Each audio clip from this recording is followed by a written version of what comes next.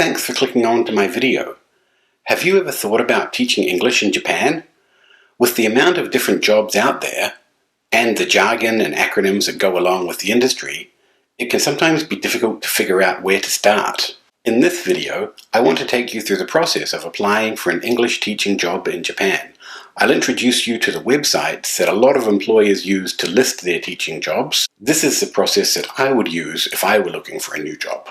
My previous video looks at the different types of visas that allow you to work in Japan, and also the different types of English jobs that are available.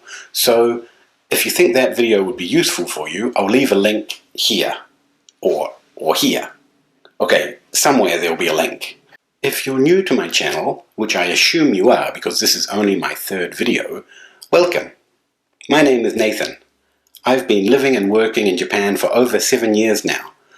I started off in one of the big national conversation chains, and since then I've worked at a smaller private English conversation school. As of April, I've been working as an ALT in 2 elementary schools and a junior high school. I also teach 1 day a week at the local university. My goal for this channel is to help people find a teaching job in Japan, but after that, help them succeed at that job and really set up a life here. So, how do you go about looking for an English teaching job in Japan?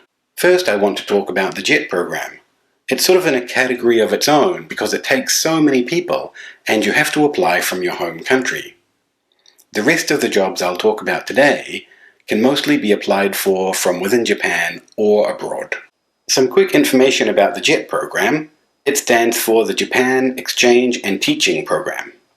It's a Japanese government initiative that brings university graduates, mostly native speakers, to Japan to be assistant language teachers. Its goal is to increase the mutual understanding between the people of Japan and the people of other nations. The US, Canada, the UK, Australia, New Zealand, South Africa, and Ireland make up the majority of the participants. These are the main criteria for becoming a JET. Applicants must hold a bachelor's degree in any subject, be a citizen of the country where the recruitment and selection procedures take place, have excellent skills in the designated language, both written and spoken, have a keen interest in the country and culture of Japan, not have lived in Japan for 6 or more years after the year 2000, nor be a formal participant in the program after 2007.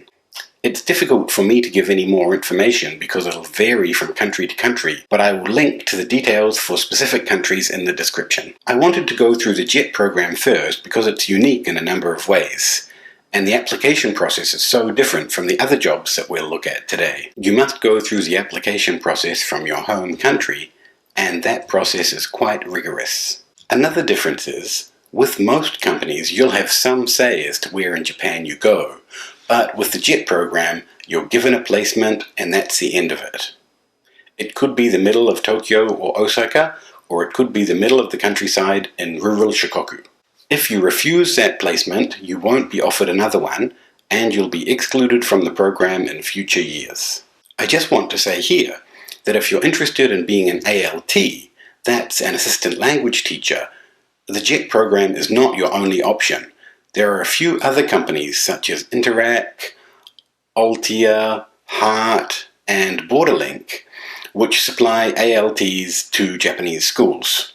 There's also the opportunity to be hired directly by the Board of Education of a specific city. Let's move on to searching for individual job listings rather than being placed in a school. What that really means is we'll look at working at a private English conversation school rather than being placed in an elementary school, junior high school, or high school. The first places that I turn when I'm looking for a job in Japan is these 2 websites. The jobs listings on Gaijin Pot and Ohayo Sensei.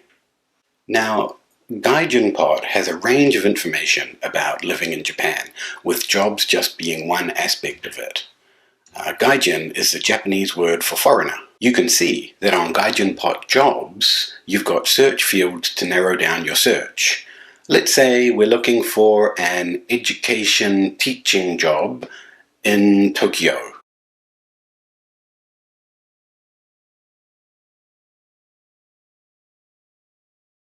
You can see that we have 61 matches for these criteria. I usually search by job category and location. At the bottom of a lot of those listings, that they have the requirement that you must currently reside in Japan. A lot of them have that, but not all of them. This listing from the English Conversation School GABA says applicants outside of Japan. While job searching, there is a large advantage if you're already in Japan. Ohayo Sensei is specifically a job listing site, and it's specifically for teachers. Ohayo is the Japanese word for good morning, and Sensei is the Japanese word for teacher. The difficult thing about the Ohayo Sensei website is that there's no search function, so it can be difficult to narrow your search down. It's just a big list of information. So what you can do is just use the Find shortcut on your computer. Because I'm using a Mac, I'll use Command F, and then just put in something to narrow your search down. It might be location or it might be job category. So as you can see, I've put Tokyo into the search field, and you can see that we've got 74 matches. Thank you so much for watching this video. If you have any requests, anything you'd like to know about living or teaching in Japan, please leave me a comment.